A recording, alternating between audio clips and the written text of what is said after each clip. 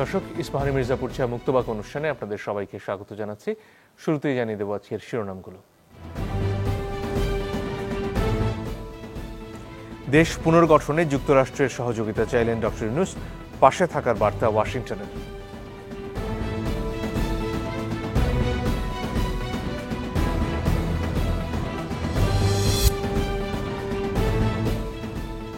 স্বাভাবিক হচ্ছে শিল্পাঞ্চল, বেশিরভাগ পোশাক কারখানা পুরোদমে চালু, কাজে ফিরলেন শ্রমিকরা।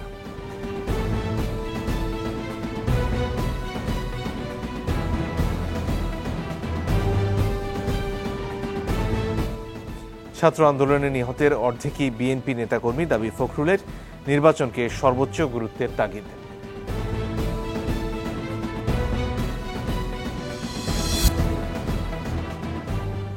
দুদিনের বিরামহীন বৃষ্টিতে জনদুর্ভোগ, বিভিন্ন স্থানে জলাবদ্ধতা, পরবর্তী 24 ঘন্টা ভারী বর্ষণের পূর্বাভাস।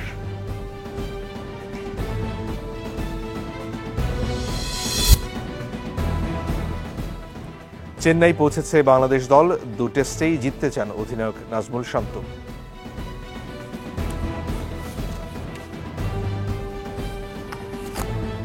দুইটা ম্যাচই জেতার জন্য খেলবো এবং জেতার জন্য যে জিনিসগুলো ইম্পর্টেন্ট, প্রসেসটা ইম্পর্টেন্ট। সো আমাদের লক্ষ্যটাই থাকবে যে আমাদের কাজটা আমরা ঠিক মতো করতে পারছি কিনা। দর্শক, আজ আপনাদের সাথে আছি আমি মনজুর আলমতিন। আজকে আমরা সংস্কারের যে বিভিন্ন প্রক্রিয়া চলছে, বিভিন্ন উদ্যোগ নিয়েছে এবং তার সাথে রাজনীতির যে যোগ, তা নিয়ে কথা বলতে চাই। 3 জন সম্মানিত অতিথি রয়েছেন আমাদের সাথে। আছেন জনাব মাহমুদুর রহমান মান্না, তিনি সভাপতি নাগরিক ঐক্য। আছেন জনাব ফয়জুল হাকিম, তিনি সম্পাদক জাতীয় মুক্তি কাউন্সিল। এবং সরাসরি আমাদের সাথে যুক্ত রয়েছেন তাসলিমা আক্তার লিমা, তিনি সভাপ্রধান বাংলাদেশ গার্মেন্টস শ্রমিক সংহতি। আপনাদের সবাইকে স্বাগত জানাচ্ছি অনুষ্ঠানে। শুরুতেই গার্মেন্টসের কারখানাগুলো যে আবার খুলেছে সে বিষয়ে একটা প্রতিবেদন দেখে আলোচনায় আসব। স্বাভাবিক হচ্ছে শিল্পাঞ্চল, বৃষ্টি মাথায় নিয়ে কর্মস্থলমুখী শ্রমিকরা। গাজীপুরে পুরোদমে চালু হয়েছে সব পোশাক কারখানা। কয়েকদিনের ক্ষতি পুষিয়ে নিতে কাজ করছেন সবাই। ফ্যাক্টরি না খুলে তো বেতন দিতে পারবে না মালিককে। ফ্যাক্টরিটা খোলা থাকলে অবশ্যই, আর যদি 2 টাকা আর্ন করে অবশ্যই আমাদের বেতনটা দেবে। ফ্যাক্টরি না খোলা থাকলে আমরা বিবি বাচ্চারা চলবে কীভাবে? প্রশাসন দিয়ে ভালো ব্যবস্থা নিতে হবে যে আন্দোলন না হয়। সাভার ও আশুলি এলাকাতেও খুলেছে বেশিরভাগ কারখানা, তবে দাবি পূরণ না হওয়ায় বন্ধ রয়েছে 20টি গার্মেন্টস। আমরা তো কাজ করতে চাই, এখন মনে হয় 10 জনের জন্য শত শত লোকের মরণ। 1700 লোক সবাই তো আর গ্যাঞ্জাম করে, মাঝে হয়তো 100-150 লোক এরকম করছে, কিন্তু আমরা সবাই কাজ করতে চাই। শিল্প এলাকায় অপ্রীতিকর পরিস্থিতি এড়াতে মোতায়েন রয়েছে যৌথ বাহিনী, কাজ করছে উৎপাদন স্বাভাবিক রাখতে। কিছু কিছু ফ্যাক্টরিতে দাবি দেওয়া নিয়ে কথা হচ্ছে, কোথাও হচ্ছে। আমরা চেষ্টা করতেছি 2 পক্ষকে বসিয়ে বিষয়টা যেন তাদের আভ্যন্তরীণ বিষয়গুলো আভ্যন্তরীণভাবে যেন মীমাংসা হয়ে যায়। এদিকে কারখানা পরিদর্শনে যান শ্রমিক অসন্তোষ নিরসনে গঠিত পর্যবেক্ষণ কমিটির সদস্যরা। বলেন, বেশিরভাগ দাবি মেনে নিয়েছে মালিকপক্ষ, তাই ভাঙচুর ও সড়ক অবরোধের মতো কর্মসূচি থেকে শ্রমিকদের বিরত থাকার আহ্বান তাদের। এই দাবি দেওয়াগুলো কিভাবে মিট আপ করা যায় এবং উদ্যোক্তা শ্রেণীর সাথে কিভাবে একটা অ্যালাইন করা যায়, সমন্বয় করা যায়, সেই লক্ষ্যে আমরা কাজ করে যাচ্ছি। আমরা বুঝতে চেষ্টা করছি কি কারণে অসন্তোষ, এবং অসন্তোষ যাতে ভবিষ্যতে আর না হয় এই প্রক্রিয়াটি কিন্তু চলমান থাকবে। এটি আমাদের উপদেষ্টার পক্ষ থেকে আমাদের প্রতি নির্দেশ এবং আমরা সেটি পালন করার চেষ্টা করব। শ্রমিকদের আরও কোনো বিষয় থাকলে হটলাইনে অভিযোগ করা যাবে বলেও জানিয়েছে পর্যবেক্ষণ কমিটি। শুরুতেই তাসলিমা আক্তার, আপনার কাছে আসতে চাই। গত কদিন ধরে এই দুপক্ষের মধ্যে আলোচনা, দাবি এবং তারপর ক্ষেত্র বিশেষের দাবি মেনে নেওয়া, তারপর আবার আন্দোলন, এই ঘটনাগুলো আমরা দেখছিলাম।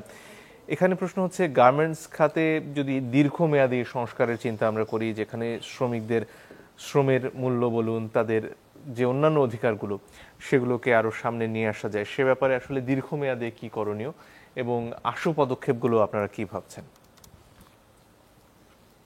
আপনার প্রশ্নের উত্তর আগে আমি একটু বর্তমান সময় নিয়ে কিছু কথা বলতে চাই। আমরা আসলে দেখছি যে গণ অভ্যুত্থান পরবর্তী সময়ে শুধু পোশাক খাত না, বাংলাদেশের বিভিন্ন খাতের পেশাজীবী সহ বিভিন্ন সেক্টর থেকেই কিন্তু দাবি দেওয়া হচ্ছে। একটা সময় আমাদের কথা বলার অধিকার, গত 15 বছর ধরে আমাদের একটা শ্বাসরুদ্ধকর পরিবেশের মধ্যে আমরা ছিলাম এবং শ্রমিকরা আরো ভয়াবহ অবস্থার মধ্যে ছিলেন এবং শ্রমিকরাও কথা বলতে শুরু করেছেন। যেটা একটা আশার দিক এবং একটা ভয় মুক্ত পরিবেশ, কর্মপরিবেশ শ্রমিকরা চায়। তাদের কথা বলা, তাদের দাবি উত্থাপনের মধ্য দিয়ে সেটা দেখা যায়। তো বর্তমান সময়ে শ্রমিকরা যেই মজুরিতে জীবনযাপন করেন 12,500 টাকা, যদিও তারা আন্দোলনের সময় 25,000 টাকা দাবি করেছিলেন, সেই জীবনযাপন করা তাদের জন্য একটা ভয়াবহ ব্যাপার। সে কারণে কিছু দাবি আমরা দেখেছি কারখানায় উঠেছে, যেখানে টিফিন বিল, তাদের ছুটির টাকা, নাইট বিল, মাতৃত্বকালীন ছুটি বৃদ্ধি করা ইত্যাদি দাবি তারা সামনে এনেছেন, যার মধ্যে কিছু দাবির ক্ষেত্রে টিফিন বিল এবং হাজিরা বোনাস বৃদ্ধির ক্ষেত্রে মালিকরা আশ্বাস দিয়েছেন। তো এই পরিস্থিতির মধ্যে আমরা মনে করি যে মানে শ্রমিকদের দাবিগুলো আশু দাবি যেগুলো, সেগুলোর বিষয়ে অন্তর্বর্তীকালীন সরকার এবং মালিকের বিশেষ মনোযোগ দেওয়া দরকার। আর এখন আমরা যে সময়ের মধ্যে আছি সেখানে আসলে আশু দাবির পাশাপাশি দীর্ঘমেয়াদে শ্রমিকদের যে সমস্যা, তাদের মজুরির সমস্যা, তাদের শ্রম আইনের সমস্যা, ট্রেড ইউনিয়ন করতে না পারা, সেই বিষয়গুলোতেও আসলে আমরা মনে করি যে সরকার এবং মালিক উভয়েরই বিশেষ মনোযোগ দিয়ে বিবেচনা করা উচিত। বিশেষভাবে গত 15 বছরে আমরা যেভাবে দেখেছি মালিক এবং সরকার এবং স্বৈরাচারী সরকারের বিভিন্ন বাহিনী সুবিধাভোগীরা যেই দমনের ভাষায় শ্রমিকদেরকে তাদের দাবি দেওয়াকে দমন করতে চেয়েছে বা আন্দোলন দমন করতে চেয়েছে, বর্তমান সময়ে কিন্তু সেই দমনের পথে শ্রমিকদের সমস্যা সমাধান করা বা দমনের ভাষায় বা দমনের কৌশলে সেই সমস্যাগুলো সমাধান না করে শ্রমিকদের মন জয় করা এবং শ্রমিকদের আশু এবং দীর্ঘমেয়াদী দাবিগুলো ধাপে ধাপে বাস্তবায়ন করার দিকে যাওয়াটাই আমার মনে এখনকার সময় সবচেয়ে জরুরি বিষয়। ধন্যবাদ। এর পাশাপাশি যে সমস্যাগুলোর কথা বিভিন্ন সময় বলা হয় যে এই গার্মেন্টস ব্যবসাকে কেন্দ্র করে আরও নানান ধরনের সমস্যা, বিশেষ করে ঝুট ব্যবসাকে কেন্দ্র করে যারা আগে করতেন তারা চলে গিয়ে নতুনদের মধ্যে আবার সংঘাতের কারণেও কিছু কিছু সমস্যা হচ্ছে, এগুলো আপনারা কতটুকু দেখেন? এই সময় আমরা মনে করি যে মানে শ্রমিকরা মাঝে মাঝে তাদের যে কারখানা ভিত্তিক দাবি সেগুলো তোলেন এবং শ্রমিকদের মজুরি এবং অন্যান্য সংকটের কারণে তারা কিছু দীর্ঘমেয়াদী দাবিও উত্থাপন করছেন। কিন্তু বর্তমানে গণঅভ্যুত্থান পরবর্তী যে সময়, এটা আর যে কোনো সময়ের থেকে একেবারে ভিন্ন এবং আমরা দেখি যখন শ্রমিকরা আর সব খাতের মতো করে তারাও তাদের দাবি উত্থাপন করছে, তখন এই সেক্টরে যে ক্ষমতার বদল হওয়া বা গণঅভ্যুত্থান পরবর্তী সময়ে গণঅভ্যুত্থানের যে অর্জন সেটাকে নস্যাৎ করার জন্য নানামুখী চেষ্টাও এখন আছে। আমরা দেখছি ঝুট ব্যবসায়ীর যে নিয়ন্ত্রণ, সেই নিয়ন্ত্রণ প্রতিষ্ঠা করা এবং স্বৈরাচারী শাসকের সংসদে একটা বড় অংশই কিন্তু আমরা জানি যে কারখানার মালিকরা ছিলেন। স্বৈরাচারী শাসকের যে শিল্প উপদেষ্টা সালমান এফ রহমান, তার কারখানা বন্ধ ছিল দীর্ঘ সময় ধরে এবং সেখানে হাজার হাজার শ্রমিক চাকরি হারানোর শঙ্কার মধ্যে আছে। তো ফলে এই ঝুট ব্যবসাকে নিয়ন্ত্রণ করা এবং যারা শ্রমিক এলাকাগুলোকে নানাভাবে দূষিত করত, শ্রমিকদের কথা বলতে দিত না, তারাও এই জায়গায় এই সিন্ডিকেট নিয়ে আবারও নিয়ন্ত্রণ করার যে চেষ্টা, সেই চেষ্টায়ও তারা আছে। ফলে শ্রমিকদের সতর্ক থাকা উচিত এবং ঐক্যবদ্ধ থাকা উচিত আমরা মনে করি তাদের দাবির বিষয়ে, যাতে করে তাদের এই ক্ষোভ বা আন্দোলনকে কোনোভাবেই বহিরাগত, উস্কানিদাতা, ষড়যন্ত্র ইত্যাদি লেবেল দিয়ে কেউ চাপা দিতে না পারে।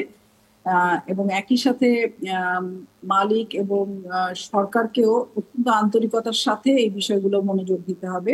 এবং আমরা মনে করি যে এই বিশেষ সময়ে শ্রমিকরা যদি ঐক্যবদ্ধ না থাকে, তাহলে শ্রমিকের স্বার্থ এবং শিল্পের স্বার্থ দুটোকেই আসলে যারা গণঅভ্যুত্থানের বিরুদ্ধে অবস্থান নিয়েছে তারা নানাভাবে ব্যবহার করার চেষ্টা করবে। ফলে শ্রমিকদের যেমন সতর্ক থাকা দরকার, তেমনি আমরা মনে করি এই বিশেষ রাজনৈতিক আবহাওয়ার মধ্যে আমরা একটা নতুন বাংলাদেশের স্বপ্ন দেখছি এবং একই সাথে নতুন কর্ম পরিবেশের জন্য শ্রমিকরা কথা বলছে, যেটা আশার দিক এবং সেই সময়টাকে বিশেষভাবে সমাধানের পথ দেখতে হবে। এবং আন্দোলন ছাড়া আসলে শ্রমিকরা কখনোই কোনো কিছু আদায় করতে পারে নাই। ফলে শ্রমিকদের মুখ যাতে বন্ধ না হয়, এবং বিগত স্বৈর শাসনের আমলে আমরা দেখেছি যে কোনো কথা বললেই আসলে হামলা, মামলা, যান হারানোর ভয়, বিশেষভাবে শ্রমিকরা কাজ হারানোর ভয়ে থাকতেন। তো এই সময়ে আসলে এই রাজনৈতিক পরিস্থিতির কারণে যেন শ্রমিকদের দাবি দেওয়াগুলো চাপা না পড়ে, সেই বিষয়ে আমাদের বিশেষ মনোযোগ রাখা। ধন্যবাদ। জনাব মান্না, আপনার কাছে আসতে চাই। সরকারের তরফ থেকে 6টি কমিশন গঠন করা হলো বিভিন্ন খাতে সংস্কারের জন্য। সেখানে সংবিধানের সংস্কার যেমন রয়েছে, এর পাশাপাশি আরো বিভিন্ন খাতে সংস্কারের কথা বলা হচ্ছে এবং বলা হচ্ছে আরো কমিশন এই ধরনের হতে পারে। এই উদ্যোগগুলোকে আপনি কিভাবে দেখছেন? মানে কি হয়েছে, আন্দোলন যে চলেছে ধরেন বহু বছর ধরে, তো 15 বছর একটা স্বৈরাচার ছিল, ধীরে ধীরে আন্দোলনটা জমেছে। আন্দোলনের লক্ষ্য কি, কিভাবে আন্দোলন করব, অ্যালাইনমেন্ট নতুন নতুন করে হয়েছে। শেষ পর্যন্ত এটা যেখানে দাঁড়িয়েছিল তা হচ্ছে যে 41-42টা দল মিলে একটা যুগপৎ আন্দোলনের প্রোগ্রাম ছিল, এবং তারা মূল কথা হচ্ছে যে কেবল সরকার বদল নয়, আমরা রাষ্ট্র ব্যবস্থারও বদল চাই, প্রশাসনের সংস্কার চাই, এই রাষ্ট্র ব্যবস্থার সংস্কার চাই, এই দাবিগুলো নিয়ে এসেছিল। অর্থাৎ আন্দোলন কেবলমাত্র আগে যেরকম ছিল না, এক দফা এক দাবি ইত্যাদি ইত্যাদি, এরকম নয়। এখানে এক দফাতে আমরা কনসেন্ট্রেট করছি যে সরকারটা থাকবে না, কিন্তু আমাদের দাবি আরও আছে, এবং সেগুলোর প্রধান দাবির মধ্যে আছে রাষ্ট্র ব্যবস্থাটা সংস্কার করতে হবে। আমি বলছি যে এই দাবিটা রাজনৈতিক দলগুলোর মধ্যে থেকেই উঠেছিল। তারপরে বিশাল আন্দোলন যা যা হয়েছে সব আমরা জানি। সরকারের পতন হলো, হবার পরে ছাত্রদের মধ্যে থেকে যেটা শিক্ষার্থী বা আন্দোলনকারী তখন যারা যারা করলো তাদের মধ্যে থেকে আসতো যে একটা নতুন বাংলাদেশ করবো আমরা, পুরনো দেশটা, পুরনো দেশ মানে যা যা অন্যায় খারাপ জিনিস ছিল বাদ দিয়ে নতুন সুন্দর বাসযোগ্য ভালোবাসার মতো একটা দেশ তৈরি করবো আমরা। তখন তো আবারও সেই সংস্কারের প্রশ্নই আসছে, এবং এই সংস্কারটার মানে ব্যাপ্তি ইত্যাদি দিয়ে বা ধরেন এটার বিষয়বস্তু দিয়ে 31 দফা একটা কর্মসূচি যৌথভাবে প্রণয়ন করা হয়েছিল। অন্যান্যদের আলাদা আলাদা প্রোগ্রামও থাকতে পারে। আন্দোলন যারা করেছেন খেয়াল করবেন, মানে আমি এটা ছোটো বড়ো করবার জন্য বলছি না, একদম ডাইরেক্ট আন্দোলনে যারা ছিলেন, আন্দোলনের মধ্যে থেকে বেড়ে ওঠা মানুষগুলো তো সরকার গঠন করেনি, ফলে ওদের ধারণার সাথে যারা আন্দোলন করেছে তাদের একটা গ্যাপও থাকতে পারে। মনে করেছে অনেক বড় বড় দল, বিরোধী দল, তারা মনে করেছে যে এটা কি সংস্কার কতদিন চলবে, এরা কতদিন থাকবে, কোনো টার্মস অফ রেফারেন্স নাই, সেটা বলা উচিত তাদের। রোড ম্যাপ চেয়েছে, কেউ বলেছে আপনারা কতদূর যাবেন, জুরিসডিকশন কতদূর, এগুলো প্রথম তারা কিছুই বলেননি। কিন্তু দ্বিতীয় দফা জাতির উদ্দেশ্যে ভাষণ দিতে গিয়ে ডক্টর ইউনূস তার এই 6টা কমিশন করার কথা বলেছেন, এবং বলেছেন আরও প্রয়োজন বোধে কমিশন হবে। আমি তো মনে করি কমিশন লাগবেই, ধরেন ডিসেন্ট্রালাইজেশন পাওয়ারের মধ্যে কমিশন লাগবেই, তারপর লোকাল বডি গভর্নমেন্ট উপরে এগুলোর উপরে কমিশন লাগবে, হয়তো আরও কিছু কিছু বিষয় লাগবে। এখানে যে মানে প্রক্রিয়ার কথা বলা হলো যে 3 মাস ধরে তারা একটা রিপোর্ট তৈরি করবেন, তাদের যে পরামর্শ সেটার ভিত্তিতে এরপরে রাজনৈতিক দলগুলোর সাথে আলোচনা হবে, এটাকে আপনি মানে এই জায়গাতেই আমি আসছিলাম, সেটা হচ্ছে যে ধরেন প্রস্তাবর তো আছে অলরেডি, ওনারা যেটা করতে চেয়েছে সেটা কিন্তু নিজেদের মতো করে করে বাকিদের সাথে ইন্টারাকশন করবে। এরকম পদ্ধতি যে হতে পারে না তা না, তবে যদি অন্যদের সাথে কথা বলে বলে করতে তার বিষয়টা আরও ইজি হতে পারতো। 14টা দলের সাথে যখন প্রধান উপদেষ্টা বসেছেন, ডেট আমার মনে নেই, সেই দিন পত্রিকা আমি দেখেছি 2000 প্রস্তাব আসছে 14টা দলের পক্ষ থেকে। সোজা কথা নয়, কিন্তু এইগুলো নিয়ে আবার বলছে একটা জাতীয় ঐক্যমত্যের ভিত্তিতে নির্বাচন হবে। মূল কথা হচ্ছে it is an interim government, মানে হচ্ছে একটা গভর্নমেন্ট থেকে আরেকটা গভর্নমেন্টে যাওয়ার মধ্যবর্তী সময়। এটা তো টোটাল সংস্কার করতে পারবে, আর সংস্কার করে জায়গায় থেমে যাওয়ার বিষয় নাই, প্রতিনিয়তই সংস্কার হতে থাকবে। তাহলে এইখানে কতদূর পর্যন্ত সংস্কার হবে? রাজনৈতিক দলগুলো বলছে গণতন্ত্র নির্মাণের জন্য যে নির্বাচনটা দরকার, গণতন্ত্র প্রতিষ্ঠার জন্যে, সেই নির্বাচনের ব্যবস্থাটা ধ্বংস হয়ে গেছে। নির্বাচন ব্যবস্থা যথাযথ জায়গায় ফিরিয়ে আনা হোক, জনগণের কাছে গ্রহণযোগ্য নির্বাচন হোক, সবার কাছে মনে হোক যে আমরা আমাদের প্রতিনিধি নির্বাচন করবার যোগ্যতা অর্জন করেছি। সমতল মানে খেলার সমতল মাঠ বলেন, লেভেল প্লেইং ফিল্ড বলেন, যেরকম করে আমরা ব্যাখ্যা করতাম, সেই টার্ম তাদের জন্য প্রথম। কিন্তু এরা যখন ক্ষমতায় আসলেন তখন খেয়াল করে দেখবেন ডক্টর ইউনূস বলছেন আইন শৃঙ্খলা রক্ষা করেই আমাদের প্রধান কাজ। মানে কি, পুলিশই নাই, সিভিল অ্যাডমিনিস্ট্রেশন বলতে কোনো জিনিস নাই, সব জায়গাতে বিশৃঙ্খলা। যদি পুলিশই না থাকে তাহলে আপনি কিসের ইলেকশন করবেন? কাজেই ওনারা এইসব কাজের মধ্যে সিভিল ব্যুরোক্রেসি সম্পর্কে সেখানে প্রশ্ন জাগে যে দেশে পুলিশের মতো একটা বাহিনীর প্রায় সব সদস্য একটা 10-15 দিনের মতন সময় অনুপস্থিতি থাকলেন, সেখানে আসলে এই বাহিনীটাকে আবার গড়ে তুলে তাদের সহায়তায় একটা গ্রহণযোগ্য নির্বাচন করা, এটা আসলে কতদিনের ব্যাপার হতে পারে? না, এগুলোই তো প্রশ্ন। মানে আপনি বললেন না যে এটাতে কতখানি সন্তুষ্ট বা ইত্যাদি, সেটা আগে। আমি তো আর আজ জিতেছি কালই ক্ষমতায়, আমি ওই লাইনের লোক নই। আমি মনে করি আমার কাছে শুধুমাত্র সরকার বদলে, আমি দেশটাও বদলাতে চাই। দেশটা বদলালে পুলিশ বাহিনী তো বদলাতে হবে। এই পুলিশ বাহিনী দিয়ে কি পারবেন? এই জবাব আমি দেবো না, ওনারা দেবেন। আমরা বাইরে থেকে দেখছি, ধরেন কতগুলো টাস্ক তো করতেই পারতো, যতজন অ্যাবসেন্ট আছে তারা দিন 7-এর মধ্যেই বলতেন এতদিনের মধ্যে তোমাদের জয়েন করতে হবে, না হলে রিপোর্ট দিতে হবে। সেটা দেখতেন কারা কারা পলাতক, কারা আসবার সম্ভাবনাই নাই, সেই জায়গাগুলোতে নতুন করে লোক নিয়োগ করা ইত্যাদি। যাই হোক, এটা পুনর্গঠন তো করতেই হবে আলটিমেটলি, বিকজ আপনি পুলিশ ছাড়া তো চলতে পারবেন না। কিন্তু এই কাজটা একদম হয়ই নেই বলতে গেলে, এটা একদম জাস্ট মানে মাঠে যেরকম চলছে সেরকম করেই চলছে। এখন আমাকে যদি জিজ্ঞেস করে কতদিন লাগতে পারে, এটা আমি করছি না, তো করছেন তারা বলবেন। ওনারা বলছেন 3 মাস পর্যন্ত ধরে রিপোর্ট করবেন, তো সব সেক্টরে রিপোর্ট বানাতে 3 মাসের মধ্যে পারি কিনা, এগুলো অনেক জিনিস দেখার জন্য বাকি আছে, তারপরে বলা যাবে। ধন্যবাদ। জনাব হাকিম, আপনার কাছে আসতে চাই, কোন কোন জিনিসগুলো অন্তর্বর্তীকালীন সরকার সংস্কার করে আসলে একটা গ্রহণযোগ্য নির্বাচন করতে পারেন, একেবারে সবচেয়ে কম ধরে যদি বলেন? আমি প্রথমেই জুলাই আগস্ট অভ্যুত্থানে যারা নিহত হয়েছেন তাদের প্রতি গভীর শ্রদ্ধা জানাচ্ছি এবং আহত পঙ্গুত্ব বরণকারীদের প্রতি গভীর সমবেদনা জানাচ্ছি। প্রথম কথা হচ্ছে যে জুলাই আগস্টে একটা গণ অভ্যুত্থান হয়েছে ছাত্র শ্রমিক জনতার। গণ অভ্যুত্থানের বিজয়ী শক্তির উপরে এই সরকারটা দাঁড়ায়নি, এটা পরিষ্কার। গণ অভ্যুত্থানের শক্তির চাপে এক ধরনের সরকার এখানে দাঁড়িয়েছে, অন্তর্বর্তীকালীন সরকার বলা হচ্ছে কেন। এখন প্রশ্ন হচ্ছে যে ফ্যাসিস্ট হাসিনা সরকার বা আওয়ামী লীগ তারা বাংলাদেশটাকে কোথায় নিয়ে গিয়েছিল গত 15 বছরে। এটা আমরা মনে করি মুক্তি কাউন্সিল থেকে এটা 72 সন থেকে শুরু হয়েছে। কারণ আজকে যে সংবিধানকে, যেমন উনি এই যে 6টা সংস্কার কমিশনের কথা বলছেন, সংবিধান সংস্কারও কথা বলা হয়েছে। এখন যদি আমরা সংবিধানের দিকে তাকাই, যেটা গঠনতন্ত্র রাষ্ট্রের, দেখা যাবে সেটা যারা তৈরি করেছেন তারা এর জন্য নির্বাচিত হয়েছিলেন না, তারা নির্বাচিত হয়েছিলেন 70-এ পাকিস্তানের সংবিধানের জন্য, প্রাদেশিক এবং জাতীয় পরিষদের। এখন রাষ্ট্রপতির 16 অধ্যাদেশ দিয়ে এটাকেই গণপরিষদ বলা হলো। তাহলে একটা সংবিধান, যে সংবিধান জনগণের মতামতের ভিত্তিতে গঠিত হয়নি, এবং যে সংবিধান 53 বছরে আমরা দেখলাম যে সেটা একটা ভয়ঙ্কর ফ্যাসিবাদী রাষ্ট্রের পরিণত হয়েছে। এমনকি সংবিধান প্রণয়নের 3-3.5 বছরের মধ্যেই সকল রাজনৈতিক দল নিষিদ্ধ করা হয়েছিল, 4র্থ সংশোধনী করে বাকশাল করা হয়েছিল, সংবাদপত্রের উপরে নিয়ন্ত্রণ আনা হয়েছিল।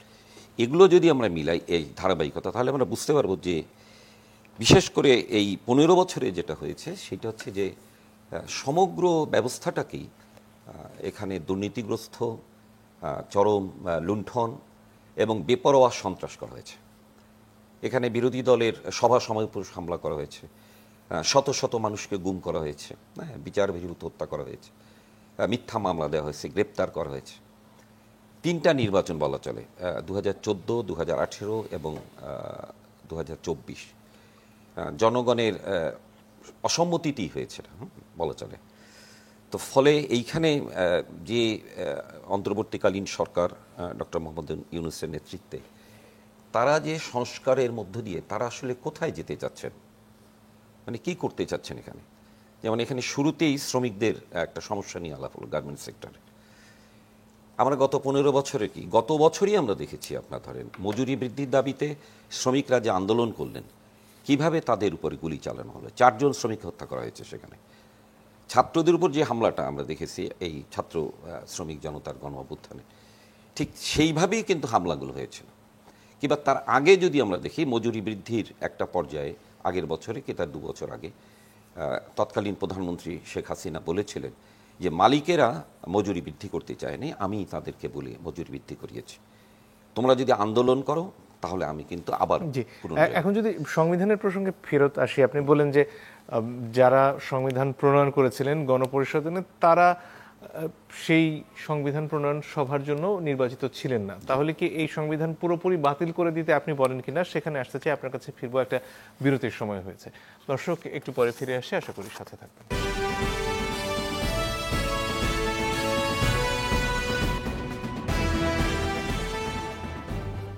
দর্শক, আপনারা দেখছেন ইস্পাহানি মির্জাপুর চা মুক্তবাক।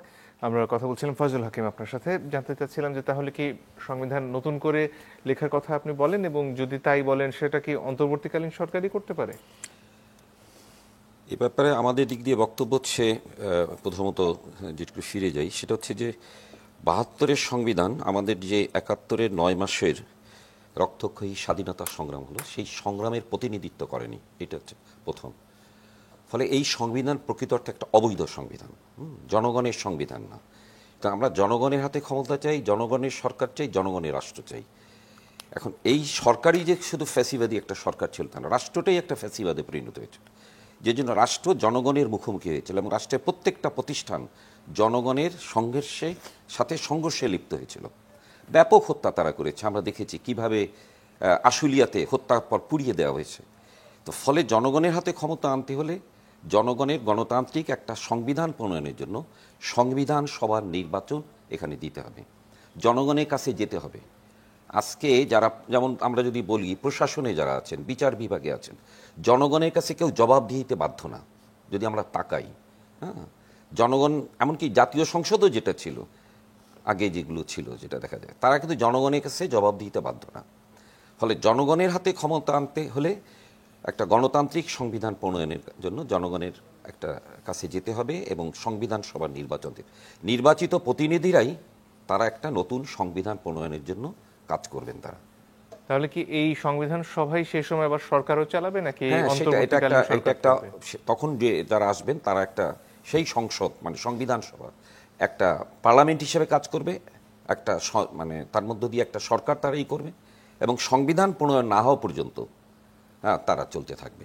এবং এই সংবিধান সভায় কি রাজনৈতিক দলগুলো থাকতে পারে? হ্যাঁ, নিশ্চয়ই। তারা তো সেখানে সংখ্যাগরিষ্ঠতার কি কোনো বিষয়? নির্বাচনের মধ্য দিয়ে যারা আসবেন, যারাই আসবেন, সেটা স্বতন্ত্র হোক, রাজনৈতিক দলের প্রতিনিধি হোক, কারণ এখন যে নির্বাচন, আমরা 53 বছরে যে নির্বাচন, তথাকথিত গণতান্ত্রিক নির্বাচন দেখেছি, এই নির্বাচনের পরিণতি আমরা দেখেছি। তো একটা ইউনিয়ন পরিষদে মেম্বার নির্বাচনে কোটি টাকা ব্যয় করা হয়েছে, পুরো নির্বাচনটা লুটেরাদের হাতে চলে গেছে, দুর্নীতিবাদদের হাতে। সেক্ষেত্রে ধরুন একটা প্রথাগত এতদিন এই সংবিধানের অধীনে যে নির্বাচন হয়েছে সেখানে যারা সংখ্যাগরিষ্ঠতা পেয়েছেন যে দল, তারা সরকার গঠন করেছেন। তাহলে এই সংবিধান সভার জন্য যে নির্বাচনের কথা বলছেন, তখন সরকার কারা গঠন করবেন? সংবিধান সভার নির্বাচন এখনকার যে অন্তর্বর্তীকালীন সরকার, তারা একটা গণতান্ত্রিক সংবিধান প্রণয়নের জন্য সংবিধান সভার নির্বাচন। কিন্তু সেই সময় বলছেন যে সেই সময় সংবিধান সভার জন্য যারা নির্বাচিত তাদের মধ্যে থেকেই সরকার গঠন করা হবে। তো সেখানে কারা সরকারটা গঠন করবেন? যারা আসবেন সবার থেকেই সরকার গঠন হবে নাকি যে দল সংখ্যাগরিষ্ঠতা পাবে তাদের থেকে হবে? সংখ্যাগরিষ্ঠিত হতে পারে, ঐক্যমতের ভিত্তিতে হতে পারে, কিন্তু প্রধানত যে আকাঙ্ক্ষাটা এখানে ব্যক্ত হয়েছে, যেটা আমি শুরুতেই বলেছি, যে জনগণের হাতে, সংখ্যাগরিষ্ঠ শ্রমজীবী জনগণ, সাধারণ জনগণের হাতে ক্ষমতার প্রশ্ন, জনগণের অধিকার প্রশ্ন, সেই প্রশ্ন যদি মীমাংসা করতে হয়, কেননা আমরা যেটা দেখেছি, মানে এই বর্তমান যে সংবিধান, তার প্রিঅ্যাম্বলে একটা কথা আছে, জনগণই হচ্ছে মালিক, এরকম একটা ক্ষমতার মালিক, জনগণই হচ্ছে মালিক। বাস্তবে সেটা ছিল একটা ফাঁকা আওয়াজ। আমরা প্রকৃত অর্থে জনগণ যে ক্ষমতার মালিক সেটা আমরা দেখতে চাই এবং সেই জন্যই সংবিধানটাকে কিন্তু ওই সংসদেই যে আলাপ হবে, সংবিধান সভার তারাই করবেন, তাদের এটা নিয়ে জনগণের কাছে যেতে হবে, সারা দেশে এটা নিয়ে আলোচনা হতে হবে। জি, ধন্যবাদ। তাসলিমা আক্তার, আপনার কাছে ফিরে আসি। যখন সংবিধান সভার জন্য নির্বাচনের প্রসঙ্গ আসে বা অন্য যে কোনো সংস্কার প্রক্রিয়ায়, সেখানে সমাজের একটা শ্রেণীর থেকে যাদেরকে এলিট বলে পরিচয় করে দেওয়া হয়, তাদের প্রভাব, তাদের বুদ্ধিবৃত্তিক যে অবস্থান, তার প্রভাব, সেটা বেশিরভাগ ক্ষেত্রে দেখা যায়। কিন্তু এখানে ধরুন যাদের জন্য দেশের সংখ্যাগরিষ্ঠ জনগণ, যারা কৃষক বলুন, শ্রমিক বলুন, তাদের কথাটা তুলে আনার উপায় কি থাকতে পারে? ইতিমধ্যে কয়েকজন বলেছেন আসলে কিভাবে সংবিধান সংস্কার বা সংবিধান সভার নির্বাচন হতে পারে। আমরা মনে করি যে শ্রমিক কৃষকের যে প্রতিনিধি যারা করবেন, তারাও সেই সংবিধান সভায় থাকবেন এবং তাদের মতামতগুলো উঠে আসবে। আমরা যেমন গণ অভ্যুত্থানের যেই সময়টাকে আমরা দেখলাম, সেখানেও কিন্তু আমরা দেখেছি শুধু ছাত্র জনতার কথা আমরা বলছি, হয়তো ছাত্রদের কথা বিশেষভাবে সামনে আসছে, কিন্তু এই গণ অভ্যুত্থানে কিন্তু আমরা দেখেছি যে পোশাক শ্রমিকদের মধ্যেই 26 জনের বেশি শ্রমিক গুলিবিদ্ধ হয়ে প্রাণ হারিয়েছেন এবং শতাধিক শ্রমজীবী মানুষ প্রাণ হারিয়েছে বলে জানা যাচ্ছে, যদিও আমরা এর কোনো তালিকা এখন পর্যন্ত পাইনি। এবং গত 15 বছরে এই ফ্যাসিস্ট সরকারের অধীনেও আমরা দেখেছি যে সংসদে যারা কথা বলছেন তারা, তাদের মধ্যে একটা অংশ মালিকের প্রতিনিধি এবং এই সরকারও যেন একটা মালিকের সরকার হিসেবে সামনে আসছে এবং সেখানে নির্বাচন যে প্রক্রিয়ায় হয়েছে গত 15 বছরে, সেই প্রক্রিয়ার মধ্যে শ্রমিক কৃষকের প্রতিনিধি তাদের নির্বাচিত হওয়ার বা তাদের কোন রকম অংশগ্রহণ করার কোনো সুযোগ ছিল না। তো সেই বিষয়গুলোতে আমরা মনে করি যে নতুন বাংলাদেশের স্বপ্ন আমরা দেখছি, যে প্রত্যাশা, সেই প্রত্যাশা কেবল বাংলাদেশের মধ্যবিত্ত নাগরিকের নয়, বাংলাদেশের শ্রমিক, কৃষক, সকল নাগরিকের মর্যাদাপূর্ণ জীবনের জন্যই আসলে আমরা একটা নতুন প্রত্যাশা করছি। ফলে অন্তর্বর্তীকালীন সরকার যে ব্যবস্থার মধ্যে সংবিধান সংস্কারের প্রশ্ন আনবেন বা জনগণের জীবন মান উন্নয়নের প্রশ্ন আনবেন, সেইখানে আসলে কোনো একটা শ্রেণীর জন্য পক্ষপাত করা, সেটার কোনো সুযোগ আসলে এখানে নাই। তো সেই জায়গায় আমরা আশা করব যে সরকার হোক, সংবিধান হোক, যেটাই আমরা চাই, সেই সংবিধান এবং রাষ্ট্র আসলে শ্রমিক কৃষকের প্রতিনিধিত্ব করবে। কোনো কোনো নির্দিষ্ট গোষ্ঠী, ক্ষমতাশালী গোষ্ঠী বা মালিক গোষ্ঠীর সরকারে পরিণত হবে না, যেটা কিনা গত 15 বছর আমরা দেখেছিলাম। বিশেষভাবে যদি আমরা মজুরি বোর্ডের কথা বলি, 2023 সালে যে মজুরি বোর্ডটা হয়েছিল, সেখানে আমরা দেখেছি যে মজুরি বোর্ডের মালিক প্রতিনিধি, সরকার প্রতিনিধি, নিরপেক্ষ সদস্য বা শ্রমিক প্রতিনিধি হিসেবে যারা ছিলেন, তারা প্রত্যেকেই দিন শেষে আসলে মালিকের প্রতিনিধিত্বই যেন করছেন, একাকার হয়ে তারা মিলে মিশে সেই প্রতিনিধি ছিলেন। সেই রকম কোনো পরিবেশ আসলে আমরা চাই না। আমরা যে কোনো সংস্কারের মধ্যে দিয়ে বা নতুন বাংলাদেশে শ্রমিক, কৃষক, জনগণের স্বর শুনতে চাই। সেই জায়গাটা আমরা আশা করি গণঅভ্যুত্থানের মধ্যে দিয়ে যে অন্তর্বর্তীকালীন সরকার সামনে এসছে, তারা এই জবাবদিহিতা এবং এই স্বচ্ছ প্রক্রিয়ার মধ্যে দিয়ে আসলে জনগণের স্বরকে সামনে তুলে নিয়েছে।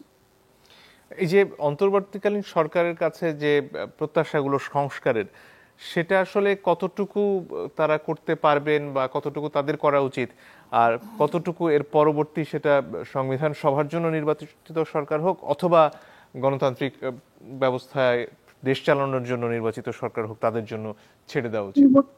সরকার আসলে কতটুকু করতে পারবেন সেটা নির্ভর করে আমাদের বাংলাদেশের জনগণের উপর, কারণ গণ অভ্যুত্থানের উপর ভিত্তি করেই এই অন্তর্বর্তীকালীন সরকার এসছে। এবং আমরা মনে করি যে এই ছাত্রদের আন্দোলন যেভাবে কোটা সংস্কার কে কেন্দ্র করে সামনে এসেছিল, সেই আন্দোলন কিন্তু কোটার মধ্যে সীমাবদ্ধ থাকেনি।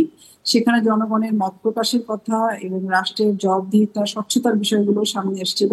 ফলে ক্ষমতায় এখন অন্তর্বর্তীকালীন সরকারকেও আমাদের বারবার এই জবাবদিহিতার জায়গায় এবং স্বচ্ছতার জায়গায় যাতে তারা থাকতে পারে, সে বিষয়ে জনগণকে সেই প্রশ্নের মুখোমুখি, সমালোচনার মুখোমুখি এবং জবাবদিহিতার জায়গায় আসলে এই অন্তর্বর্তীকালীন সরকারকে রাখতে হবে। এবং আশা করি যে বিগত সময়ে ফ্যাসিস্ট সরকার যেভাবে সমস্ত কিছুর উপর নিয়ন্ত্রণ চেপেছিল এবং সকলের বাকরুদ্ধ করেছিল, সেই জায়গাটা আসলে এই সময়ে, এই গণঅভ্যুত্থান পরবর্তী সময়ে এই যারা ক্ষমতায় আছেন তাদের পক্ষে আসলে সেই জবাবদিহিহীন অবস্থায় থাকা এটা সম্ভব হবে না। ফলে আমরা এখনো আশাবাদী, আমরা আশা করি জনগণ সেই স্বচ্ছতা এবং জবাবদিহিতার জায়গায় সবসময় সোচ্চার থাকবে।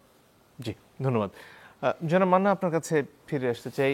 এই যে সংবিধান সভার কথা বলা হচ্ছে, নতুন করে সংবিধান লেখার কথা বলা হচ্ছে, সেখানে কি আপনার হিসেবে পুরনো সংবিধান একেবারেই বাদ, নাকি সেটাকেও আবার সংস্কার করে কাজে লাগানোর উপায় রয়েছে? হ্যাঁ, আমাদের কাছে বিষয়টা কিন্তু খুবই কঠিন মনে হয়। অনেকে পুনর্লিখন বলছেন, অনেকে সেকেন্ড রিপাবলিক বলেন, নতুন সংগঠন ব্যাপারে সংবিধান বলেন, সংবিধান সভার কথা বলেন।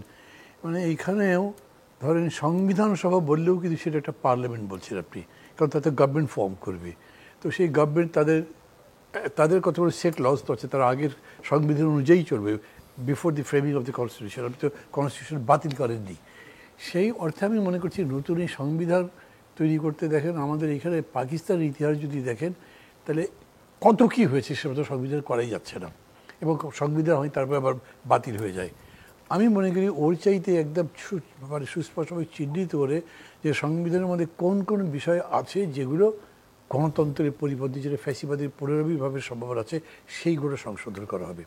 প্রধানত এই সংবিধানকে পুনর্লিখন বা আপনার নতুন করে করবার কথা বলা হচ্ছে এই জন্য যে আর্টিকেল 7A-B এইটা নিয়ে, এবং কিছু কিছু ধারা যেখানে বলা হচ্ছে যে সংবিধান টাচই করা যাবে না। তারপরে আপনি আজকে করলেন, বদলে দিলেন, পরে একটা সরকার এসে ওই কারণে আপনাকে ট্রিজনের অভিযোগে বিচার করতে পারে, এইরকম একটা কথা বলা হচ্ছে।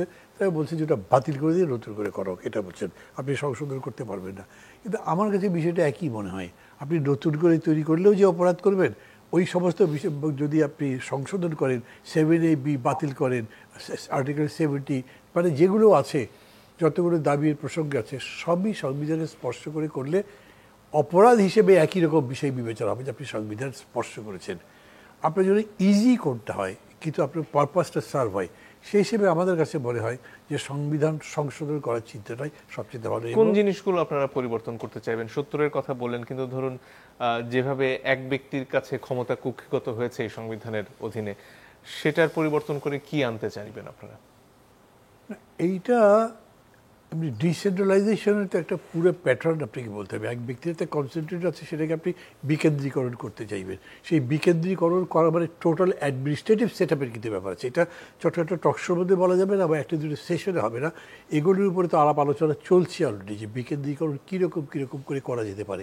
এটার উপরে আরও লম্বা ডিসকোর্স হতে থাক যত সময় লাগে। আমি কিন্তু আমার ব্যক্তিগতভাবে মনে করি যে আপনি একটা সত্যকে ধারণ করবার জন্য, সত্যকে আবিষ্কার করবার জন্যে এবং সেটা প্রতিষ্ঠা করবার জন্যে সময় কিছু বেশি লাগাও ভালো, আধা খেঁচার কাজ না করা উচিত হবে। এর মানে আমি সরকারকে, এই অন্তর্বর্তী সরকারকে বেশি সময় দেওয়ার কথা বলছি না, তারা কত তাড়াতাড়ি জিনিসটা করতে পারেন। আপনার সত্যের তো কোনো বিকল্প নেই। ধরেন কেউ একজন আবার চিতে উন্নত জ্ঞানী আছেন, তিনি বুঝছেন এইটা ভালো, তিনি যদি কমান্ডে থাকেন তিনি তাই করবেন। আর এখন আমাদের দেশের গাড়ি চালাচ্ছে অন্তর্বর্তী সরকার, তো তারা এই প্রপোজিশন দিতেই পারে যে এরকম করবো, তারা সেরকম বলুক, আমরাও প্রপোজিশন দিতে পারি কি করা যায়। মানে এগুলো তো বিস্তারিত অনেকগুলো পরামর্শ কিন্তু আছে। যারা সংবিধান বিশেষজ্ঞ তাদেরকে নিয়ে বসুক সরকার, অথবা অন্যান্যরা বসুক, এই যে আলাপ আলোচনা আমি ডিসকোর্স বলছি, সেইটা করে আপনি সংবিধান কতদূর পর্যন্ত গণতান্ত্রিক করতে পারে সেটা করতে হবে। যদিও শেষ কথা একটা বলি, সংবিধান মানে আইন যেরকম বলে যতই তৈরি করেন, একটা বাকশালও যদি হয় তাহলে ও কিছুই কেয়ার করে না। এই যে ধরেন বাকশাল করা হয়েছে যে তখন, সেটা কোনো সাংবিধানিক বিধান অনুযায়ী তো করা হয়নি। It is just because of the majority. Absolute majority যদি থাকে তাহলে তারা যা ইচ্ছা তাই করতে পারে। ওই জন্য খালি ওই লেখার মধ্যেই যে এটা গ্যারান্টি আছে সেরকম কিন্তু না। আপনি সংবিধান সংশোধন করেই বরঞ্চ এগুলো গ্যারান্টি করতে পারেন যাতে কেউ এক্সেস পাওয়ার ব্যবহার করতে না পারে, যেটা দিয়ে জনগণের অধিকার খর্ব করা যেতে পারে। ধরেন স্টেট অফ ইমার্জেন্সি হয়, আপনি কি স্টেট অফ ইমার্জেন্সি দিতে দেবেন না এরকম? তাহলে স্টেট অফ ইমার্জেন্সি কতখানি কীরকম করে হবে? আর্টিকেল 70-তে বিতর্ক আছে, একদম পুরোপুরি যদি তুলে দেন তো হর্স ট্রেডিং হতে পারে। মানে থাইল্যান্ড বা অন্যান্য দেশে তো রীতিমতো কেনা বেচা হয় সংসদ সদস্যদের, এখানে কি সেরকম হবে? তাহলে ওখানে রেস্ট্রিকশন রাখছেন, অর্থ বিলের ব্যাপারে করা যাবে না, নো কনফিডেন্সের ব্যাপারে করা যাবে না। এইরকম করে এখন থেকে যদি করে ধরে 1.5 বছরই লাগলো, কথার বলছি 1 বছর লাগলো সংবিধানকে সেই জায়গায় এনে সংশোধন করে, আমি মনে করি এটা গ্রহণযোগ্য করা সম্ভব হতে পারে।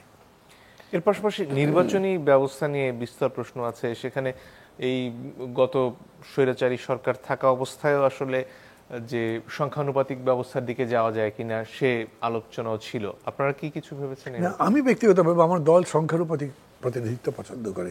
কেন, এখন যে সিস্টেম আছে সেটাতে উইনার টেক্স অল। আপনি 51 পেয়েছেন, আমি 49, আমার কিচ্ছু নেই। কিন্তু ক্ষমতায় কোনো জায়গাতে আমার কোনো অধিকারই নাই, আপনি যা ইচ্ছা তাই করতে পারেন, ক্ষমতার জোর এত থাকে। কিন্তু যদি সংখ্যানুপাতিক হয় তাহলে এখানে একটা চেক অ্যান্ড ব্যালেন্স করতে হবে। বড় বড় দলগুলোতে এটা একটু অস্বস্তি আছে। যিনি 51 পাবেন তিনি মনে করেন আমি তো 51 মানে 102টা বা 4টা বা 154টা সিট পাবো, কিন্তু আমি যদি ক্ষমতাই পুরোটা পেয়ে যেতাম আমি সংখ্যানুপাতিকে যাবো কেন? এটাও একটা জাতীয় ঐক্যবদ্ধ কোথাও করতে হবে। আমি এটার সাজেশন এখনই বলতে পারবো না যে কি হতে পারে, কারণ এইটা আলোচনা কখনো আমরা সামনাসামনি কারোর সঙ্গে করিনি। আর আমি মনে করি যে এখানে যতদূর সম্ভব অ্যাডাপ্টেশন করতে হবে, যতদূর সম্ভব সমন্বয় করতে হবে, অন্যদের মতগুলো ধারণ করতে হবে। আমি বলছি বলেই এটা কথা সেরকম না, কিন্তু যেটা ঠিক হবে যে দেশের জন্য, এটার জন্য ফাইটটা ডগেডলি করতে হবে, নিরলসভাবে সংগ্রামটা করতে হবে যে এইটাই ঠিক, এই জন্যে করেন।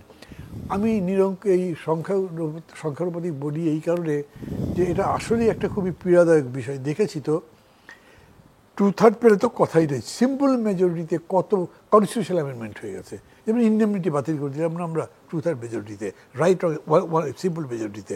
আমি এটাকে রাইট রং বলছি না, কিন্তু এরকম করা যায় সংবিধানের ব্যাখ্যা দিয়ে, মানে সিম্পল মেজরিটি দিয়ে আপনি অ্যাবসলিউট ক্ষমতা এনজয় করতে পারবেন। তো সেটা কেন?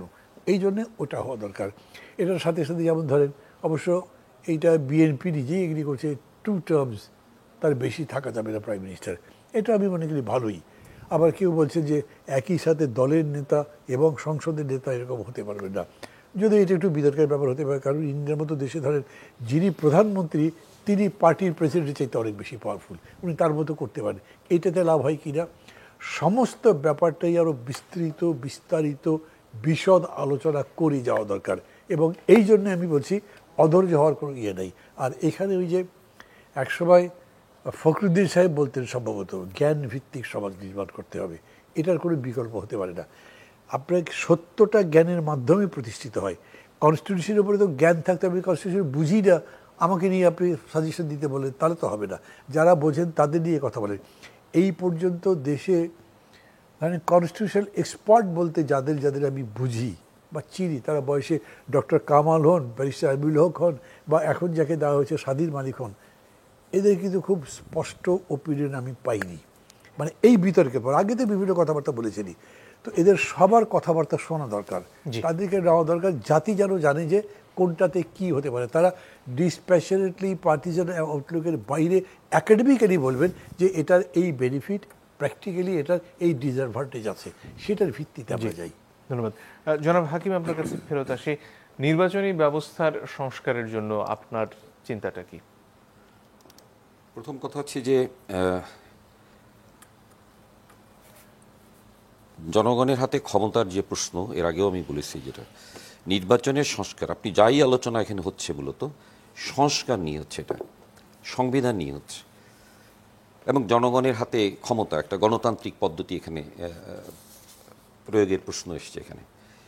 এখন আর্থসামাজিক ক্ষেত্রে যে ক্ষমতার বন্টনটা এখানে রয়েছে, ধরেন যারা দেশের খাদ্য যোগাচ্ছেন, আমাদের কৃষক, ক্ষেত মজুররা, ধরেন তার যে ক্ষমতাটা যদি আমি নির্বাচনের ক্ষেত্রে নিয়ে আসি, সেখানে আমি দেখব যে এই ব্যবস্থায় সে কিন্তু ক্ষমতাহীন। নির্বাচনী যে ব্যবস্থাটা রয়েছে এখানে, কারণ এটার সাথে রাষ্ট্রের সাথে একটা সম্পর্ক রয়েছে, সে স্থানীয় সরকারের নির্বাচন হোক আর জাতীয় নির্বাচন হোক, এটা পুরো নিয়ন্ত্রণ হচ্ছে এই রাষ্ট্র কাঠামোর মধ্যে দিয়ে। কারণ এখানে একটা গণ অভ্যুত্থান হয়েছে, কিন্তু রাষ্ট্রটা অটুট জায়গায় রয়েছে। এখন এরা যেটা চাচ্ছেন, যারা এখন ক্ষমতায় রয়েছেন অন্তর্বর্তীকালীন সরকার, যেটুকু আমরা বুঝতে পারছি, সেটা হচ্ছে তারা একটা শাসনের শৃঙ্খলা আনতে চাচ্ছেন, শোষণের শৃঙ্খলাটাকে কার্যকর। কেন একটা লুটের রাজনীতি, মানে অর্থনীতি কায়েম হয়েছিল, দুর্নীতির একটা অর্থনীতি এখানে কায়েম হয়েছিল, তো সেইখানে তারা এটাকে নিয়ন্ত্রণ করতে যাচ্ছে। কিন্তু বাংলাদেশের উদ্ভবের পর থেকেই এই লুণ্ঠনজীবী শাসক শ্রেণী বা ব্যবসায়ী শ্রেণী, তারা কিন্তু এই সব কিছু নিয়ন্ত্রণ করছে। আমরা যেখানেই মত গঠন করতে যাই না কেন, সেখানেও তাদের একটা নিয়ন্ত্রণ এখানে রয়েছে। ফলে নির্বাচনী সংস্কার বলতে যে জিনিসটা এখানে বলতে যাওয়া হচ্ছে, দেখা যাবে যে সেইখানেও জনগণ তার নিজের জনপ্রতিনিধি প্রত্যক্ষ অংশগ্রহণে জনপ্রতি নির্বাচনে যে জায়গাটা, যেটা একটু আগেই আপনি বললেন যে লেভেল প্লেইং ফিল্ড, এইটা কিন্তু এখানে সেটা থাকছে না। এটা কিন্তু এই সংস্কারে আপনি নিশ্চিত করতে পারছেন না, যে সংস্কারগুলো আমরা শুনছি। কেননা এই ফ্যাসিস্ট গভর্নমেন্টের পেছনে যে ব্যবসায়ীরা ছিল, যে লুণ্ঠনজীবীরা ছিল, আমরা দেখেছি অলিগার্ক যাদের বলা হয়, তাদের বিরুদ্ধে কোনো ব্যবস্থা কি নেওয়া হয়েছে? তাদের সম্পত্তি বাজেয়াপ্ত হয়েছে? জনগণের, যেমন সিন্ডিকেট ব্যবসায়ীরা, আমাদের বাজারি শোষণের কারণে আমাদের শ্রমজীবী মানুষ এবং সাধারণ মানুষ এখন পর্যন্ত বিপর্যস্ত। বাজারে যান, বাজারে কিন্তু দ্রব্যমূল্য কিন্তু কমেনি। আজকে দেখলাম ডিমের দাম নতুনভাবে সরকার নির্ধারণ করেছে। তো ফলে যে জিনিসটা হচ্ছে যে নির্বাচনী সংস্কার যাই আমরা বলি, আসল হচ্ছে জনগণের হাতে ক্ষমতার প্রশ্ন, এবং জনগণ তার নিজের মতটা মানে করতে পারবেন না, কার্যকর করতে পারবেন। কারণ সংবিধান কোনো শ্রেণী নিরপেক্ষ না, দেখতে হবে এখানে। যেমন আমি যদি স্বাস্থ্যের কথা বলি, এই প্রচলিত সংবিধানে কিন্তু বলা হয়েছে অন্ন, বস্ত্র, চিকিৎসা, শিক্ষা, বাসস্থান মৌলিক অধিকার বলা হয়েছে, কিন্তু আসলে সংবিধানের ভেতরে আইন দ্বারা এটা সমর্থিত হয় নাই যে রাষ্ট্র বাধ্য আপনাকে চিকিৎসা দিতে, রাষ্ট্র বাধ্য এখানে আপনাকে বাসস্থান দিতে। ফলে জনগণের হাতে ক্ষমতার প্রশ্নটা যতক্ষণ না পর্যন্ত একটা গণতান্ত্রিক সংবিধান হচ্ছে, সেখানে আগের সংবিধানের যে ব্যাখ্যাটা বিভিন্ন সময় দেয়া হয়েছে যে রাষ্ট্র যেহেতু নতুন এবং তার সেই ধরনের সক্ষমতা নেই, তাই সবাইকে খাদ্য, বস্ত্র বা চিকিৎসা দেওয়া তার পক্ষে সম্ভব নয়। আজকে 50 বছরের পরের বাংলাদেশে সে বাস্তবতাটা কি বলে মনে হয় আপনার? এখনও তারা বলবেন, এই শাসক শ্রেণী বলবে এটা শিশু গণতন্ত্র, একটা অভ্যুত্থান হয়েছে। হ্যাঁ, তারা বলবে যে এটা হয়নি, কিন্তু কেন হয়নি তার যে ডায়াগনোসিস, সেই ডায়াগনোসিসে যেতে হবে যে আসলে উৎপাদক শক্তি, যেটা যারা উৎপাদনের সাথে যুক্ত শ্রমজীবী মানুষ, তাদের হাতে ক্ষমতা যায়নি। কিংবা আমি যদি আরও বলি, যারা মুক্তিযুদ্ধ করেছিলেন সেই শক্তির হাতে আসলে ক্ষমতা যায়নি। যেমন আজকের দিনও অভ্যুত্থানের শক্তির উপরে আজকে থাকলে এটা অত্যন্ত দ্রুততার সাথে এটা হতো। আজকে জনগণের দিকে তাকান। আমি কিন্তু অভ্যুত্থানের শক্তিকে আপনি আলাদা করবেন কি করে? কারণ এটা তো শুধুমাত্র বৈষম্য বিরোধী ছাত্র আন্দোলনই নয়, এর পাশে একেবারে সাধারণ মানুষের সংগঠিত নন, সংগঠিতভাবে ছিলেন না। গত 10 দিনে আমি 13টা পরিবারের সাথে দেখা করেছি, যারা অনেকে গুলিতে মারা গেছেন, কারো পা গিয়েছে, কেউ অন্ধত্ব বরণ করেছে। এখন পর্যন্ত অন্তর্বর্তীকালীন সরকারের লোকেরা সেখানে পৌঁছায় নাই। এটা তো আমি পরিষ্কার এখানে বলতে চাই এখানে যে এই যে শহীদরা হয়েছেন তাদের তালিকা থাকতে হবে। আমরা 71-এর পরে মুক্তিযোদ্ধাদের আমি তালিকা দেখিনি। আমাকে একজন সাবসেক্টর কমান্ডার বলেছিলেন, আমাদের 9 নম্বর সেক্টর সাবসেক্টর কমান্ডার, তিনি বলেছিলেন যে মুক্তিযোদ্ধাদের খবর কেউ নিচ্ছে না। তার এই যে বাংলাদেশটা সরকার তরফ থেকে তো বলা হয়েছে যে তালিকার প্রক্রিয়া চলছে। হ্যাঁ, এখন সেই তালিকা শেষ করে এখানে অনেকগুলো সমস্যার মধ্যে আছে। আমাদের এই অভ্যুত্থানের মধ্য দিয়ে যে জনগণের একটা মুক্ত পরিবেশ এসছে, সেটাকে ধ্বংস করার জন্য আন্তর্জাতিক চক্রান্ত চলছে। নানা রকম অস্থিতিশীল পরিস্থিতি সৃষ্টি করার চেষ্টা এখানে চলছে। আবার এর মধ্যে বন্যা হয়েছে আপনার, সব মিলে কিন্তু পরিস্থিতিটা অত্যন্ত জটিল। তারপরেও আমরা মনে করি যে জনগণকে ঐক্যবদ্ধ থাকতে হবে, এই অভ্যুত্থানকে জারি রাখতে হবে এবং গণতন্ত্র প্রতিষ্ঠা না হওয়া পর্যন্ত, জনগণের হাতে ক্ষমতা না আসা পর্যন্ত এই অভ্যুত্থানের মেজাজ এটাকে রাখতে হবে। জি, ধন্যবাদ। তাসলিমা, যদি আপনার কিছু যোগ করার থাকে এর সাথে, শেষের দিকে আছি আমরা।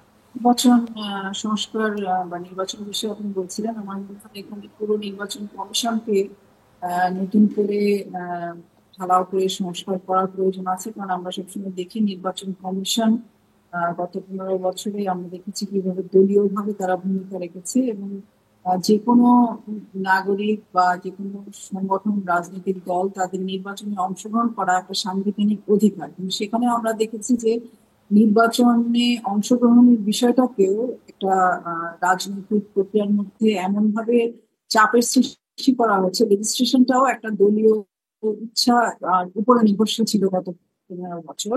যারাই আওয়ামী লীগ সরকারের সাথে বা এই ফ্যাসিস্ট সরকারের সাথে নতজানু হয়েছে তারা রেজিস্ট্রেশন পেয়েছে, বাকিরা রেজিস্ট্রেশন পায়নি। গণসংহতি আন্দোলন, আমরা যে রাজনৈতিক দলে কাজ করি সেখানে আমাদের প্রায় 6 বছরের বেশি সময় ধরে এই রেজিস্ট্রেশনের জন্য আমাদের কাজ করতে হয়েছে এবং আমরা দেখেছি যে রেজিস্ট্রেশন প্রক্রিয়াটাও কিভাবে ফ্যাসিস্ট সরকার দূষিত করেছিল। ফলে রেজিস্ট্রেশন, নির্বাচনে অংশগ্রহণ করাটা যে কোনো ব্যক্তি, নাগরিক এবং দলের জন্য অনেক সহজ প্রক্রিয়া করা দরকার এবং যে কেউ যাতে অংশগ্রহণ করতে পারে সেই বিষয়গুলোর দিকে মনোযোগ দেওয়া দরকার এবং যেখানে যে নির্বাচনে কি পরিমাণ অর্থ ব্যয় করতে পারবে সেটার যে সিলিং, সেটা অবশ্যই শ্রমজীবী মেহনতি মানুষের সীমানার মধ্যে থাকে এবং সেইটার বাইরে যারা ব্যয় করবেন প্রত্যেকে সেই ব্যয় করছেন সেটা তদন্ত করা, সেই বিষয়ে ব্যবস্থা নেওয়া, সেই বিষয়গুলো জরুরি। আর সাম্প্রতিক সময় আমি একটা বিষয় লক্ষ্য করলাম যে নির্বাচন কমিশন যে প্রতীকগুলো নির্ধারণ করে এবং বর্তমান সময়ে আমরা যখন নির্বাচনের জন্য দলীয় রেজিস্ট্রেশন করতে যাই সেখানে দেখি যে প্রতীকগুলো এমন যেটা আসলে একটা দেশের জাতীয় রাজনীতিতে ভূমিকা রাখার জন্য যে ধরনের প্রতীক থাকা দরকার তার থেকে একেবারেই মানে আমি চিন্তাও করতে পারি না যে কিভাবে একটা দেশের রাজনৈতিক দলের প্রতীক হতে পারে তরমুজ, ফুলকপি, সোফা, আলমারি, খাট, চার্জ লাইট, কেটলি। এই ধরনের প্রতীক হচ্ছে নির্বাচনে আপনি অংশগ্রহণ করতে চাইলে আপনাকে বাধ্যতামূলক ভাবে এগুলোর কোনো একটা নিতে হবে। কিন্তু যে কোনো প্রতীক বাছাই করারও যে অধিকার সেটাও যে মানে প্রত্যেকটা দলের থাকা উচিত, সেই বিষয়গুলো আমার মনে হয় যে এখানে অনুপস্থিত আছে। ফলে নির্বাচনটা এমন হওয়া উচিত যেখানে সকল শ্রেণীর মানুষের অংশগ্রহণ করার পথ থাকে। সেই বিষয়গুলো মিলিয়েই নির্বাচন পদ্ধতি প্রক্রিয়াকে সংস্কার করে নতুন ভাবে বাংলাদেশে যাতে জনগণ অংশগ্রহণ করতে পারে সেই জায়গায়। ধন্যবাদ। জনাব মান্না, যদি আর কিছু যোগ করার থাকে। না, কিছু যদি বলেন তাহলে বলি, না হলে এমনি বাড়ি একটা কি বলবো বুঝতে পারছি না। কারণ আমি খুব সংক্ষেপে একটা কথা বলি যে আমি মনে করি এই অভ্যুত্থানটা বিরাট দরজা খুলে দিয়েছে আমাদের সংস্কারের কথা যে বলা হচ্ছে। আমরা যদি সংস্কার বিষয়টা বুঝি এবং আমরা যদি টার্মস অফ রেফারেন্সগুলো ঠিক করতে পারি তাহলে এটা দিয়ে অনেক কিছু করা সম্ভব। আর এটার জন্য সবচেয়ে বেশি দায়িত্ব হচ্ছে বিরোধী দলগুলোর বা রাজনৈতিক দলগুলোর। রাজনৈতিক দলগুলো যদি জ্ঞানভিত্তিক আলোচনার মাধ্যমে এই প্রস্তাবগুলো ঠিকমতো দিতে পারেন, জনগণকে কনভিন্স করতে পারেন, তাদের মধ্যে আবার বড় দল যাদের প্রভাব বেশি তারা যদি সত্যি সত্যি গণতন্ত্রের পথে যান তাহলে অনেকগুলো সমস্যার সমাধান হতে পারে। আমরা নতুন বাংলাদেশ গড়ে তুলব বলছি, আমরা তারা একদিনে পারবো না। এই সংস্কারের মধ্যে দিয়ে একটা সিঁড়িতে উঠতে পারবো যেখান থেকে আমি পরবর্তী স্টেপিং একটা সত্যিকার মানে ইতিবাচক প্রগতিশীল গণতন্ত্রের দিকে যেতে পারে। আমি মনে করি সেটা সম্ভব। সেখানে রাজনৈতিক সংস্কৃতির পরিবর্তন কিভাবে হবে দলের মধ্যে যদি গণতন্ত্রের চর্চা না থাকে? খুব একটা ইম্পর্টেন্ট কথা বলেছেন। আমার বলার ইচ্ছা ছিল, আমি ভেবেছি যে সময় থাকবে না সেটা বলতে পারবো না। সবাই কিন্তু বলে দলের সংস্কার কীরকম করে হবে। খেয়াল করে আমার দলের মধ্যে আপনি গিয়ে সাজেশন দেবেন, সে অনুযায়ী কি আমি কমিটি বানাবো? তাহলে তো দলের স্বাধীনতা থাকে না। অতএব আপনাকে ওই জিনিসটা বলতে হবে, টার্গেটটা যে এই তোমাকে করতে হবে, আমি একটা উন্নত দেশ গড়তে চাই, নতুন দেশ গড়তে চাই, তোমার সংস্কৃতি বদলাতে হবে। তুমি যে চাঁদাবাজি করো, তুমি দখলদারিত্ব করো, মানুষকে বলতে ওদেরকে ঘৃণা করো, ওদেরকে প্রত্যাখ্যান করো, যারা মিথ্যা কথা বলে, যারা প্রতারণা করে জনগণের সামনে, যারা জনগণ মানে রিক্রুটমেন্টের সময় গুন্ডা পান্ডা শুধু প্রভাব দেখে দিতে চায়, এই সমস্ত বিষয়গুলো বোঝাতে হবে যে এরা কেবলমাত্র ক্ষমতার জন্য রাজনীতি করছে, তারা কিন্তু সত্যি সত্যি করে। এটা মানে আমি দলগুলোর মধ্যে একটা বিভেদ সৃষ্টি করবো যেটা বলছি, এটা একটা নর্মাল লাইন অফ ডিমার্কেশন থাকবে যে নতুন বাংলাদেশ গড়বার জন্য নতুন এই সংস্কৃতি, রাজনৈতিক সংস্কৃতি নির্মাণ একটা খুবই জরুরি বিষয়।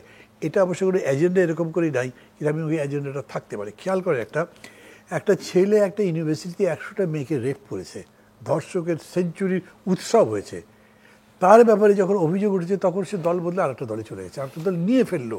মানে কোন কালচারে চলে গেল?